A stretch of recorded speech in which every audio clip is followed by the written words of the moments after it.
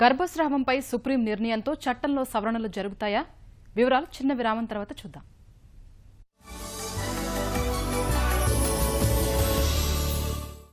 భారత్లో తయారు చేయబడిన వరి పంట యొక్క విశ్వసనీయమైన కలుపు మొక్కల సంహారిణి టకీలా వరి పంటలో వచ్చే అన్ని ముఖ్యమైన కలుపు మొక్కలను అదుపు చేస్తుంది. ఎక్కువ సమయం ఉపయోగించవచ్చును. కలుపు మొక్కలను ఎంచుకోవడం ద్వారా వాటిని అదుపు చేస్తుంది మరియు వరి పంటను సురక్షితంగా ఉంచుతుంది.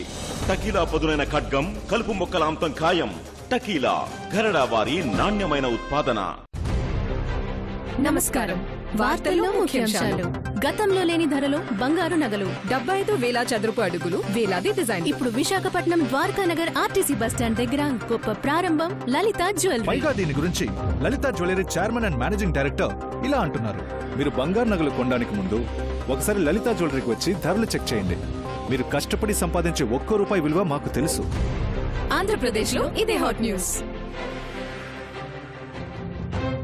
భారతదేశంలోనే అత్యాధునిక క్యాన్సర్ ట్రీట్మెంట్ సౌకర్యాలతో అమెరికన్ ఆంకాలజీ ఇన్స్టిట్యూట్ హైదరాబాద్ ఇప్పుడు మన ఆంధ్రప్రదేశ్ నూతన రాజధానిలో అత్యుత్తమ క్యాన్సర్ చికిత్స, పేషెంట్స్ సంరక్షణ మీకు అందుబాటులో. ఎన్ఆర్ఐ హాస్పిటల్ క్యాంపస్లో, మంగళగిరి, గుంటూరు జిల్లా. లక్షలాది రైతులు ఉపయోగిస్తున్నారు డ్యూపాంట్ ఫర్టెరా. ఇది అందిస్తుంది వరిలో కాండం తొలిచే పురుగుపై దీర్ఘకాలం నియంత్రణ, మెరుగైన పిలకలు మరియు అధిక దిగుబడి. డ్యూపాంట్ ఫర్టెరా, కణం కణంలో క్రాంతి. ఇప్పుడు బ్రౌనీ యొక్క డెలిషియస్ టేస్ట్ తో పాటు కొత్త కెలాగ్స్ కార్న్‌ఫ్లేక్స్ బ్రౌనీ డిలైట్. దీనిలో ఉంది ధాన్యం మరియు అయాన్ల solid combo. Kellogg's cornflakes brownie delight, breakfast యొక్క ఇర్రెసిస్టిబుల్ టేస్ట్. నమస్కారం. వార్తల్లో ముఖ్యాంశాలు. గతంలో లేని ధరలో బంగారు నగలు, 75,000 చదరపు అడుగులు, వేలాది డిజైన్. ఇప్పుడు విశాఖపట్నం ద్వారకానగర్ ఆర్టీసీ బస్టాండ్ దగ్గర గొప్ప ప్రారంభం. లలిత జ్యువెలరీ. పైగా దీని గురించి Lalitha jewellery chairman and managing director ఇలా అంటున్నారు: మీరు బంగారు నగలు కొనడానికి ముందు ఒకసారి లలిత జ్యువెలరీకి వచ్చి ధరలు చెక్ చేయండి. మీరు కష్టపడి సంపాదించే ₹1 విలువ మాకు తెలుసు. ఆంధ్రప్రదేశ్ లో ఇదే హాట్ న్యూస్.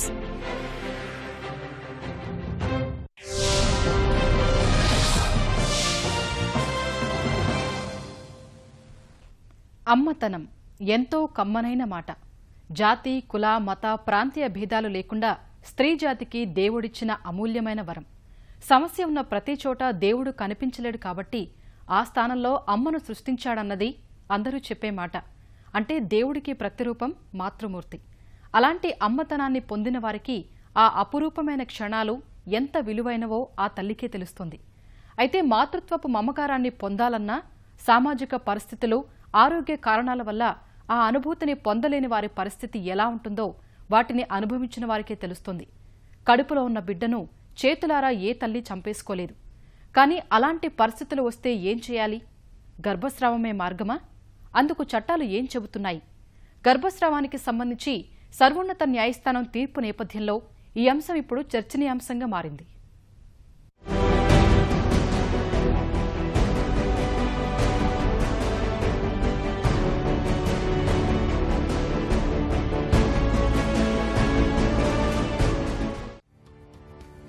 గర్భస్రావం ఏ తల్లికైనా పీడకల.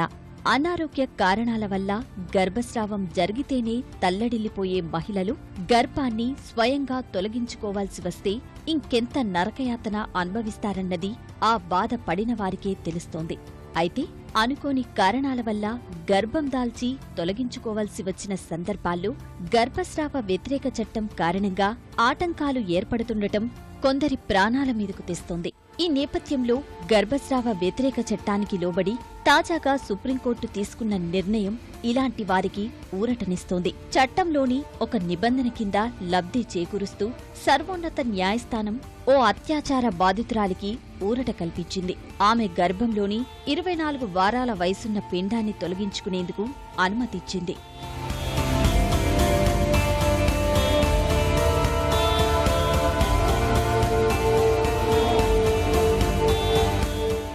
గర్భస్రావాన్ని వైద్యశాస్త్రం ఎప్పటికీ సమర్థించదని వైద్యులు స్పష్టం చేస్తున్నారు. గర్భం వల్ల తల్లికి ప్రమాదమని భావించిన ప్రత్యేక పరిస్థితుల్లో అది కూడా తల్లి అనుమతితోనే ఈ ప్రక్రియ జరుగుతుందని ప్రముఖ ప్రసూతి, స్త్రీల వైద్య నిపుణులంటున్నారు. సుప్రీంకోర్టు తీర్పు కేవలం ఈ కేసుకు మాత్రమే పరిమితమని, దీని ఆధారంగా వైద్యులపై ఏ వ్యక్తి ఒత్తిడి తెచ్చినా అది కఠిన శిక్షలకు కారణమవుతుందని స్పష్టం చేస్తున్నారు. అబార్షన్స్ లీగలైజ్ చేస్తే మదర్కి సేఫ్గా అబార్షన్ చేయొచ్చని. క్రిమినల్ అబార్షన్స్ జరిగేవి ఇంతకుముందు ఇట్లాంటి చట్టం లేనప్పుడు. సో అందుకని ఇవి అవాయిడ్ చేసి సేఫ్గా అబార్షన్ చేయొచ్చని అందుకని పాస్ చేసింది అనమాట, టు లీగలైజ్ అండ్ అబార్షన్స్ సేఫ్గా చేయడానికి. అయితే దీంట్లో ఏంటంటే వేరియస్ క్లాజెస్ కూడా వాళ్ళు అంటే ఈ కొన్ని నిర్ణీతమైన ఇండికేషన్స్ ఉంటేనే ఎంటీపీ చెయ్యొచ్చు అని చెప్పారు. అసలు సుప్రీంకోర్టు తీసుకున్న చారిత్రక నిర్ణయం వెనుక కారణాలు పరిశీలిస్తే ప్రియుడి అత్యాచారం వల్ల గర్భం దాల్చిన బాధితురాలికి గర్భం 24 వారాలకు చేరింది. ఆమె కడుపులోని బిడ్డకు మెదడు, పుర్రెలోని భాగాలు లేవు. ఈ లోపాలతో గర్భం కొనసాగించడం తల్లికి మానసికంగానే కాకుండా ప్రాణాలకు కూడా ప్రమాదం ఏర్పడే అవకాశాలు ఉన్నాయి. అందుకే ఆ పిండాన్ని తొలగించుకోవాలనుకుంది. ఇందుకు వైద్యులు నిరాకరించారు. కారణం, గర్భస్రావ చట్టం ప్రకారం 20 వారాలు దాటిన పిండం తొలగించడం నిషేధం. బాధితురాలు సుప్రీంకోర్టును ఆశ్రయించింది. గర్భస్రావ చట్టం 1971 కింద గర్భ విచిత్తికి 20 వారాల పరిమితి విధించడం వల్ల తన శారీరక, మానసిక ఆరోగ్యానికి తీవ్ర ముప్పు ఏర్పడుతుందని బాధితురాలు వివరించింది. ఈ పరిమితి రాజ్యాంగ విరుద్ధమని, ఇది తన జీవన, మానవత్వ హక్కులను ఉల్లంఘించడమేనని పేర్కొంది.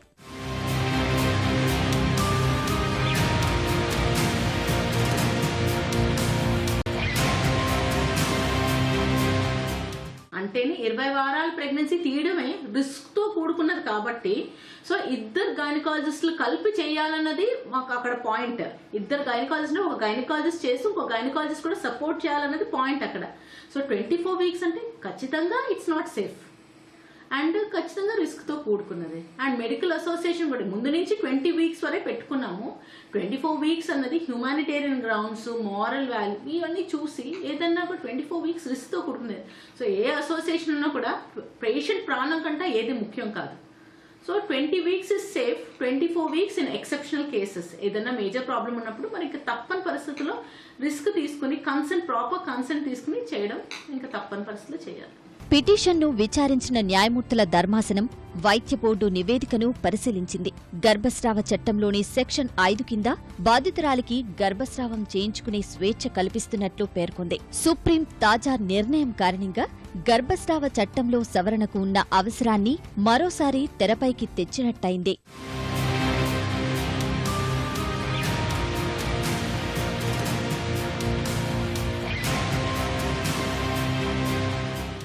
ఈ కేసులో తల్లి ప్రాణాలకు హాని ఉన్నందువల్ల గర్భస్రావ చట్టంలోని సెక్షన్ 5 కింద ఉన్న మినహాయింపు ఇక్కడ వర్తించదని కేంద్రం వాదించింది. ఈ కేసులో విస్తృత అంశాలు ముడిపడి ఉన్నాయని, వాటిని విడిగా పరిశీలించాలని కోరింది. అయితే సుప్రీంకోర్టు నిర్ణయాన్ని తమకు తానుగా అన్వయించుకుని దుర్వినియోగం చేసేవాళ్లు ఉంటారని గర్భస్రావాన్ని వ్యతిరేకిస్తున్న వారు చెబుతున్నమాట. సర్వోన్నత న్యాయస్థానం ఆదేశాలు, ఇతరత్ర కారణాలతో చట్టాన్ని ఏకంగా పక్కన పెట్టేందుకు ప్రయత్నాలు ముమ్మరమవుతాయని గట్టిగా నమ్ముతున్నవారు చాలా మంది ఉన్నారు. ఏంటంటే మిస్యూజ్ అవ్వకుండా ఈ ప్రతి వాళ్ళు ఇంక ఇది డెసిషన్ వచ్చింది అని ఈ 24 నెలలని కాకుండా 28 నెలలు కూడా కొంతమంది చేయించేసుకునే వాళ్ళు ఉంటారు. అలా జరగకుండా చూసే బాధ్యత. తర్వాత ఈచ్ ఇండివిజువల్ కూడా, సపోజ్ ఇప్పుడు ఒక పేద ఆడవాళ్ళు ఉంటారండి, ఆడవాళ్ళల్లో కూడా ఈ అవేర్నెస్ బాగా వచ్చేలాగా చేస్తే ఈ యాక్ట్, ఈ డెసిషన్, ఈ యాక్ట్ చాలా మేలు చేస్తుందండి. ఆచార వ్యవహారాలు, సాంప్రదాయాల కారణంగా గర్భస్రావం నైతికమా అనైతికమా అన్న అంశాల గురించి పట్టించుకునే వారికి సుప్రీం తీర్పు రుచించకపోవచ్చు. నిజంగానే బాధితురాలికి పుట్టబోయే బిడ్డ లోపాభూయిష్టంగా ఉన్నప్పుడు 24 వారాల వరకు ఎందుకు ఆగాల్సి వచ్చింది? అంతకు ముందే ఎందుకు గర్భ విచిత్తి కోసం ప్రయత్నించలేదు? ఇవన్నీ గర్భస్రావాన్ని వ్యతిరేకిస్తున్న వారు వేస్తున్న ప్రశ్నలు. ఆమె ప్రాణాలకు ప్రమాదముందని వైద్యులే చెబుతున్నప్పుడు సుప్రీంకోర్టు వరకు సమస్యను తీసుకురావాల్సిన అవసరం లేదన్నది వీరి వాదన. అబార్షన్ చట్టాన్ని తొలగించేందుకు ప్రయత్నిస్తున్న వారే బాధితురాలి ద్వారా సమస్యను సర్వోన్నత న్యాయస్థానం వరకు తీసుకువచ్చారన్నది వీరి ఆరోపణ. అయితే సుప్రీంకోర్టు గర్భ విచిత్తి విషయంలో ఇచ్చిన తీర్పు కేవలం ఒక అమ్మాయి ఇబ్బందిని దృష్టిలో పెట్టుకుని మాత్రమే చేసిందని, ఈ విషయాన్ని సమాజం మరో కోణంలో చూడకూడదంటున్నారు న్యాయ నిపుణులు. ఈ తీర్పును ఇతర కేసులతో సరిపోల్చుకుని శిశు హత్యలకు పాల్పడితే చట్టం చూస్తూ ఊరుకోదని అంటున్నారు. ఈ చట్టాన్ని మిస్యూజ్ చేసి భవిష్యత్తులో అంటే అమ్మాయిలు పుడుతున్నారని తెలుసుకుని ఒకవేళ టెర్మినేట్ చేసే అవకాశాలు కూడా ఉండొచ్చు. దాని మీద చెకప్ ఉండాలి. అంటే గవర్నమెంటు, పోలీసులు, మెడికల్ వాళ్ళు కూడా దీని మీద సరైన నియంత్రణ ఉంటే మాత్రం ఇది సక్రమంగా అవుతుంది. కానీ నియంత్రణ లేకపోతే మళ్ళీ ఇది మిస్యూజ్ అయ్యి ఆడవాళ్ళకి మళ్ళీ ఇది ఎగనిస్ట్గా పరిణమించే అవకాశాలు ఉన్నాయి. ఈ మెడికల్ టెర్మినేషను, అబార్షను ప్రకారం డాక్టర్లు చాలా జాగ్రత్తగా ఉండాలి. ఒకవేళ అంటే ఈరోజు డబ్బు, అధికారం ఇలాంటివి పనిచేస్తున్నాయి కాబట్టి డాక్టర్లు ఇలాంటి కేసుల పట్ల చాలా జాగ్రత్తగా ఉండాలి. 2013లో ఓసారి గర్భస్రావం చట్టాన్ని తొలగించేందుకు చాలా ప్రయత్నాలు జరిగాయి. కానీ అప్పట్లో ఆ ప్రయత్నాలు సఫలం కాలేదు. అయితే ఈ కేసులో ప్రచారం ఎక్కువగా జరగడం వల్ల తప్పకుండా మళ్లీ చట్టాన్ని రూపుమాపే యత్నాలు ఊపందుకుంటాయన్నది వీరి అభిప్రాయం. గర్భస్రావ చట్టంలో సవరణ లేదా దాన్ని తొలగించడం వల్ల మరో దురాచారానికి దారితీస్తుందని భావిస్తున్నారు. దేశంలో జనాభా నియంత్రణ కోసం జరుగుతున్న ప్రయత్నాలకు ఇలాంటి పద్ధతుల వల్ల మరింత ఊతం లభిస్తుందని ఆందోళన చెందుతున్నారు. ఇప్పటికే దేశంలోని 17 రాష్ట్రాల్లో జననాల రేటు కోలుకోలేని విధంగా పడిపోయిందని చెబుతున్నారు. ఆచార వ్యవహారాలు, సాంప్రదాయాలకు నెలవైన భారత్లో గర్భస్రావం అనేది అనైతిక చర్యే. అయితే మారుతున్న పరిస్థితుల కారణంగా కుటుంబ నియంత్రణ పాటించాలనుకుంటున్న వారు చాలా మంది ఈ ప్రక్రియను ఓ అవసరంగా భావిస్తున్నారు.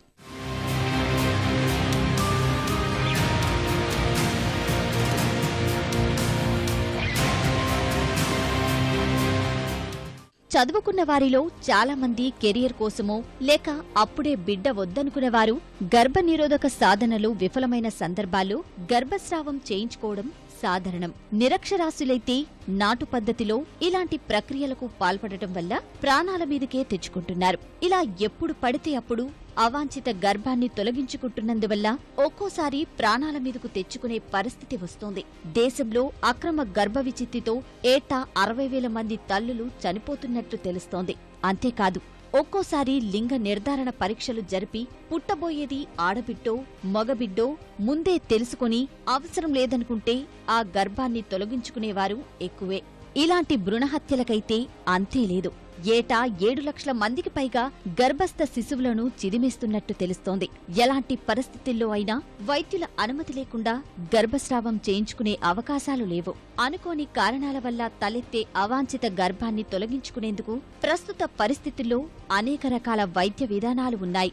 అయితే వాటికి చట్టం అనుమతి తప్పనిసరి కావటం వల్ల ఇతరత్ర విధానాలు అవలంబించడం, ప్రాణాల మీదకు తెచ్చుకోవడం ఎక్కువైంది. అందుకే అత్యవసరమైతే తప్ప వైద్యుల పర్యవేక్షణలోనే నిబంధనలకు లోబడి గర్భస్రావం చేయించుకోవాలన్నది చట్టం ఉద్దేశం. కోర్టు ఇచ్చిన దాన్ని దుర్వినియోగం చేసే అవకాశం మామూలుగా అయితే లేదు. అంటే దీంట్లో అంటే నిబంధనలు పాటించకుండా చేసేవాళ్ళు ఉన్నారా అంటే ఉండొచ్చు. దేశంలో ఎప్పుడూ ఎవరో ఒకళ్ళు ఉంటారు. బట్ మామూలుగా లీగల్గా ఈ ఆబ్స్టెటిక్స్ అండ్ గైనకాలజీ ప్రాక్టీస్ చేసే డాక్టర్స్కి అయితే ఇది చాలా మంచి విషయం. వాళ్ళు జాగ్రత్తగా చేసేవాళ్లే కాబట్టి అది చేయడానికి అవకాశమే తప్ప ఇదేమీ దుర్వినియోగం అవుతుందని నేను అనుకోను. మన దేశంలో గర్భస్రావం ఏ పరిస్థితుల్లో చేసుకోవచ్చనేది చట్టంలో పొందుపరిచారు. 1971 నాటి గర్భస్రావం చట్టం ప్రకారం 20 వారాల వరకే ఒక మహిళకు గర్భం తొలగించవచ్చు. దీనికి కూడా 2 వైద్యుల ఏకాభిప్రాయం అవసరముంది. ఈ చట్టం ప్రకారం 20 వారాలు దాటిన గర్భాన్ని తొలగించడం దేశంలో నిషేధం. ఫలితంగా 5 నెలల తర్వాత అబార్షన్ చేయడానికి భారత్లోని వైద్యులు, ఆస్పత్రులు అంగీకరించరు. పిండం అసాధారణంగా పెరగడం, ఇతర వైకల్యాలతో ఒక్కోసారి గర్భం తల్లి ప్రాణాల మీదకు వచ్చినప్పుడు న్యాయస్థానాలను ఆశ్రయించి వాటి అనుమతితో గర్భం తొలగించే అవకాశాలు ఉన్నాయి. ఈ చట్ట సవరణకు వీలుగా 2014లో కేంద్ర ఆరోగ్య శాఖ ఒక ముసాయిదాను రూపొందించింది. ప్రమాదం, కొన్ని ఇతర కారణాలతో 20 నుంచి 24 వారాల మధ్య గర్భ విచిత్తికి వీలు కల్పించాలని సూచించింది. కానీ ఈ సవరణ ఇంకా చట్టరూపం దాల్చలేదు.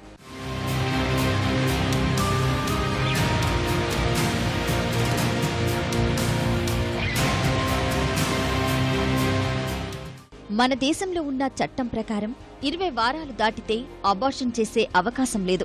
అయితే ఆయా రాష్ట్రాల్లో వేరువేరుగా చట్టాలు ఉన్నాయి. బ్రిటన్, కెనడాలో 24 వారాల వయసు వరకు గర్భ విచిత్తికి అవకాశముంది. 24 వారాలు దాటితే సమస్య తీవ్రతను బట్టి అనుమతి తీసుకోవాల్సి ఉంటుంది. ఫ్రాన్స్లో 14, జర్మనీ, నార్వేలో 12 వారాల వరకే అనుమతి ఉంది. ఇతర దశలతో పోలిస్తే మనకు వాళ్లకు పరిస్థితుల్లో చాలా తేడాలున్నాయి. అక్కడ మహిళల్లో అక్షరాస్యత ఎక్కువ, గర్భ నిరోధక సాధనాల వాడకలపై అవగాహన ఎక్కువే. అదే మన దేశంలో నిరక్షరాస్యతతో పాటు ఆరోగ్య సంరక్షణ విధానాలపై అవగాహనలేమి సమస్యలు సృష్టిస్తోంది. భారత్లో ఉన్న ఆర్థిక, సామాజిక పరిస్థితుల దృష్ట్యా చూస్తే గర్భస్రావాల విషయంలో మన దేశంలో అమలవుతున్న చట్టం మహిళలకు మేలు చేకూర్చే విధంగానే ఉందన్నది చాలా మంది అభిప్రాయం.